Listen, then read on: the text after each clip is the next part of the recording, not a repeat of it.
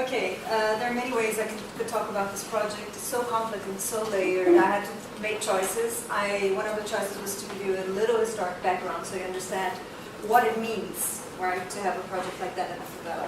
So we are talking about Rio de Janeiro, turn of the century, past century, booming city, capital of the recently proclaimed republic, growing a lot, people migrating furiously to work in this big city. And purposely chosen these pictures obviously talk about who are the labor force, former slaves mostly, and migrants from the northeast of Brazil coming to make part of a new lower class in Brazil. But I chose these pictures because of the representation, and it's an important thing to say that Museu de Favela makes a break with 100 years of representation of Africans in Brazil and of poor people in Brazil as the other, so the sense of foreignness who is like always there, and it's important and it shows it on purpose. So we're talking about this new lower class in Brazil, made of mostly former slaves, that was actually, oh, now you're free to go. There was no integration policy in Brazil. They were poor, they were uneducated, unprepared for jobs. It was not a very nice way to run the process, but it created a lot of problems.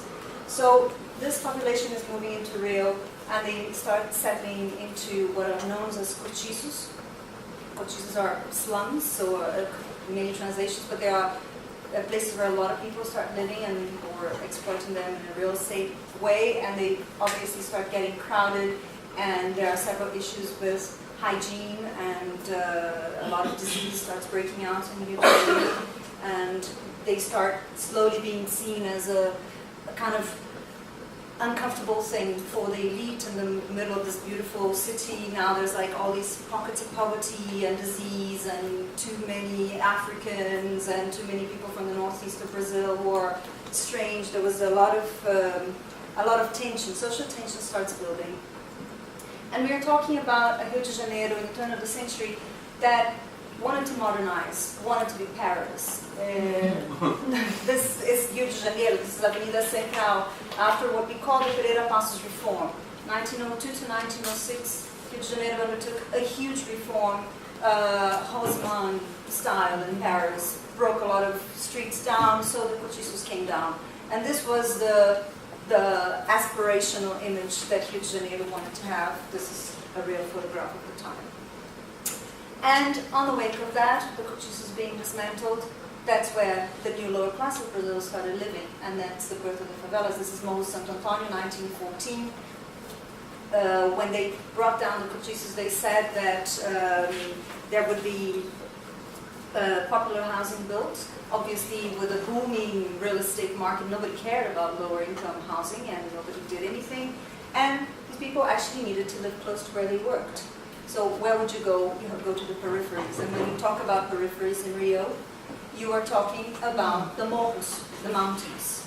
Rio de Janeiro has very little flat land. All the flat land was taken by this booming, beautiful, rich city that was being built. And the morros were basically inhabitable because they are very steep and rocky formations. They're very hard to settle in. So basically, the lower middle class, mostly made of these former Africans and migrants from other parts of Brazil, started moving there, and that's how precarious the initial settlements were. So from the 1900s to 1940, they grew steadily, but obviously this image just perpetuated the image that this otherness, this outside look that said that favelas like cortiços carry on being uncivilized, places of uneducated people, of disease, and of moral misconduct. So from the 40s to 1965, they grow at a steady pace. Migrants keep coming. There are several trials, but you see that there's a certain level of organization. They improve a lot in how they start building their own. This are all illegal invasions, and it's important to say that they remained illegal for 100 years. Okay, so they start getting a way of living that was actually functional for what they needed. They were close to town. There were forced remove trials, especially in the 40s, but it didn't work. It never managed to eradicate the favelas. So I have a number by 1950, I think there were 58 favelas in Rio, and about 7 to 8% of Rio's population lived in favelas. Then we have a third phase of what we consider the biggest growth of the favelas. The urban to rural migration in Brazil really intensified. Obviously Rio and São Paulo, big hubs of work, people migrate like profusely. And this is a picture of Rocinha, which is the biggest favela in Rio de Janeiro today. It's a tiny snapshot of what it is. Okay. So it's important to say, look at this maze. What happened here is that there is a further identification. The favelas at this stage are highly visible in the Rio landscape. And there is a huge sense of discomfort when I live in a south zone, which is the wealthy area of the city, which is a really beautiful, cidade maravilhosa, né? The marvelous city and all. And I look to the mountains and there's like all this occupation of favelas. It is highly uncomfortable for people, and also because it's a maze of alleyways and streets, and it's so easy for criminals to go and settle in. So obviously along from the 60s to the 2000s, the history of the favelas and the history of crime, even though it's a minority of criminals that live in the favelas, start being indissociable in the eyes of everybody, and it's a story that you all know. Now we're talking about the stereotype of the favelas. The world knows about it. So in the late 2000s onwards, I mean, the real favelas were pretty established. We were in the build-up to the World Cup, and we needed a safety plan, and there was no contingency on how to hold criminals and drug traffic, which was pretty hectic, and it was a threat to the big event. So there was something promoted called the UPP. It's pacification police units were installed inside the. So I'm going to read this one because it's the first one in 2008 was installed in Morro de Santa Teresa. There are pacification police units. They are installed inside the favelas to monitor, and they were very controversially pre-announced, so that there was an arrangement between the police and the drug lords that they would leave, and the ones that didn't leave were arrested. So theoretically, it was a clean out of the favelas, and they were safe places now. It is very controversial, even with the residents. There are lots of benefits, obviously, because everybody wants to live in a safe place, and the favelas did become a safer place. But it's not safer because you resolve the social issues that are causing the problems. It's just because of absolute ostensive police presence, and it's exactly like that. Okay, it's not. You go home and you're crossing like 10 of those on your way home if you live in Favela. So it's not a fun situation. Now we go to MUF, to Museu de Favela. They are situated at Pavão, Pavãozinho, and Cantagalo. This is Ipanema, this is Copacabana, right? Postcards of Rio de Janeiro. This is the favela. As you can see, it's not in the official maps of the city. Basically, it doesn't exist. Okay? In reality, this is Pavão, Pavãozinho, and Cantagalo. 12 hectares of favela, 20,000 people. And it actually looks like this. Okay? It is a huge community. So we're talking about a story where residents of favelas feel like perpetual outcasts. It's like they've never left the sense of the newly arrived migrants that need to integrate. So there is something they call a deep divide between the morro e o asfalto, so the mountain and the asphalt. That's how they see it. And it is it's complicated. It started getting under the skin of a group of people that live in this favela, that they needed to have a narrative of their own. And they needed to revert the situation that could only be resolved with a voice that came from inside. Only they could change the narrative and the way they're portrayed. And that's the most important turn that they make when they decide to put together a Museu de Favela. So Pavão, Pavãozinho, and Cantagalo is a complex that has 20,000 residents, 12 hectares, 5,300 built structures. It's 3 favelas actually together, Pavão, Pavãozinho, and Cantagalo. and it's divided in 10 sub-regions with a whole big organization and a whole logic of its own. It's a very impressive labyrinth of narrow alleyways and etc., but it actually at this stage, after 100 years, is a very functional structure in its own self-created, self-management mode, okay, given that the government delivered very few services over the decades, improved a little bit over the last 10, 20 years.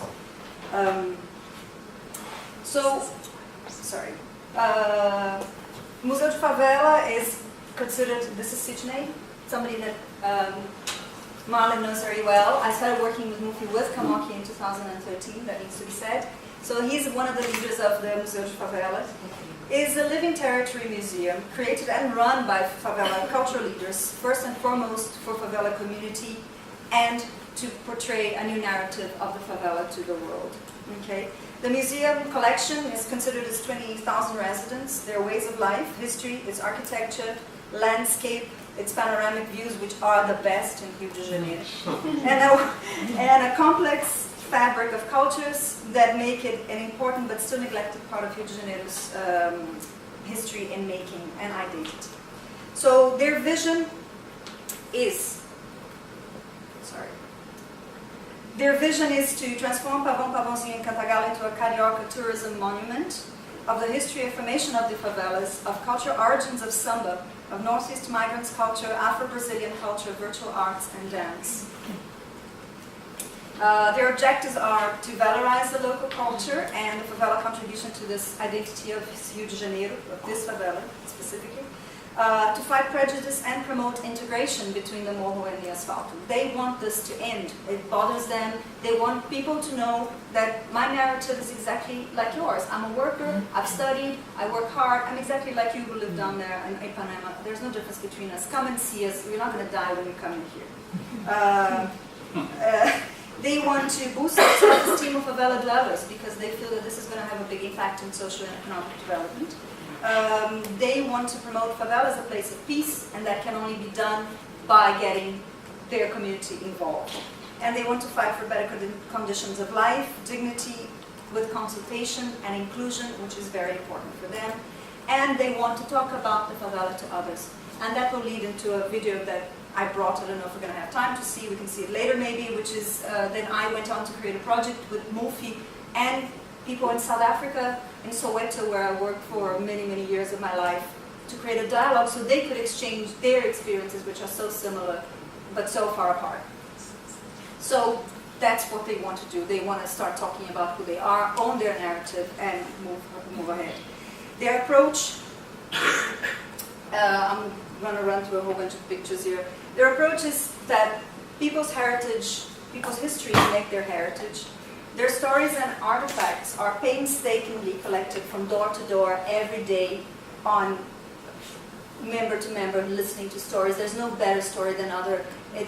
They are very equal, very inclusive, and everybody can take part in the story. It doesn't matter where you come from. If you're a new foreign who decided to buy a little house in the favela, which is happening a lot, or if you're an old third or fourth generation that lives in the favela, for them everybody's part of their community. They want to talk about them. Their territory is the canvas in which this history is painted. And that's important because Museu de Favela does favela tours, and they have 3 thematic tours. The canvas in which they paint their stories, or the panels, are the houses. They work with local artists in the favela, and their stories are painted from the interviews. They're telling the heritage, the history of the favela, so there are different themes. One is historical, the other one is about nature, and they're taught by a big patch of the Atlantic forest, by the way. It's their own natural heritage park. So these are people that live in houses that have these casa stella, the canvas houses, and it's very beautiful. They're very proud. They're actually protected by the municipality. This is part of the project that we had in 2013. These are the Mouliou members that they also document, so they involve only community members in the work, and it's really, really bottom up. And by the way, something that Eithne asked me the other day, and I said they have a policy of integration with respect. So there are very stringent rules about visiting the favela. You will not be allowed to treat or visit the favela like you're visiting a zoo. So you cannot treat people like they are, oh my God, this is like a tourism monument. No, you have to respect. You can't take a picture of people without asking. You can't take a picture of people's houses without asking. So there's an ethical process. Everything is mediated. Every conversation is mediated, and they are absolutely adamant that that's how it must be. People must respect them, and like you respect somebody when you go to their house in other places in the world. So just a few more pictures of the favela, so you can have a sense. The most amazing views in Rio. I mean, and that's just one I couldn't pick. There are so many. So just to say that after 100 years, favela residents still suffer integration challenges similar to those of migrants. And that's a problem that when we get there 100 years later, and if we don't work the integration when it's really happening, the problems persist and they actually get much, much bigger. And I'm going to say that this is the size of the problem that we have today in terms of Brazil's violence because of social inequality and etc. So if you compare, I know this is a rough, just like it's a really rough, but it just gives you an idea. The amount of people that died in Syria in 4 years of conflict, the amount of people that died 1 year of these 4 years in Brazil due to violent crime with lethal intention. Okay? And most are black poor males, and a lot of them within the favelas of the country, not only of Rio. So this is a serious problem, and that's what happens 100 years later if you don't deal with the issues that you have. So, interesting enough, despite the violence and crime, the biggest violence felt by the favela dwellers is the lack of basic social rights and inclusion. I want to own a deed to my house. I want to know that sewage comes to my house. Why don't I have the right to be recognized and treated as a normal human being like everybody is? So that for them is violent. And Mufi is a pioneer community museum dealing with the subject matter. So they are one of very few starting to talk about it from within. And interesting that they have absolutely this amount of public support in terms of finances. They are self-funded, mostly the volunteers, and they're very adamant of the importance of their work. I want to leave, after I was very inspired by a friend, Thomas Cipolli, and the African thing. I feel the African culture still lives within the favela very deeply, and there are two things that come to mind.